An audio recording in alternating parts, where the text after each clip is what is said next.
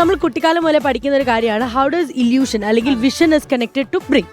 അപ്പൊ അങ്ങനത്തെ ഒരു ചെറിയ ഒരു സംഭവമാണ് നമ്മളിവിടെ ചെയ്യുന്നത്. അതായത് നമ്മുടെ തലച്ചോറും നമ്മൾ കാണുന്ന സംഭവങ്ങളും തമ്മിൽ വിഷ്വൽ ചെയ്യുന്നതും ചില കാര്യങ്ങൾ നമ്മൾ ഫസ്റ്റ് വേർഡിന്റെ ലെറ്റർ കണ്ടാൽ മതി നമുക്ക് അത് എന്താന്നുള്ളത് അറിയാൻ പറ്റും. ഈ ടാസ്ക് ഇതാ ഇവിടെ ഈ ബ്ലാക്ക് ബോർഡിൽ എഴുതിയിരിക്കുന്ന കുറെ കളേഴ്സ് കണ്ടല്ലോ അല്ലെ. ഈ കളേഴ്സ് എന്ന് പറയുന്നത് കളേഴ്സിന്റെ പേര് കറക്റ്റ് ആയിട്ടാണ് സ്പെല്ലിംഗ് ആണ് എഴുതിയേക്കുന്നത്. പക്ഷെ എഴുതിയിരിക്കുന്ന കളേഴ്സ് വേറെയാണ്. അതായത് ഇപ്പൊ യെല്ലോ ആണെങ്കിൽ യെല്ലോയുടെ മേളിൽ എഴുതിയിരിക്കുന്നത് ഗ്രീൻ കൊണ്ടാണ്.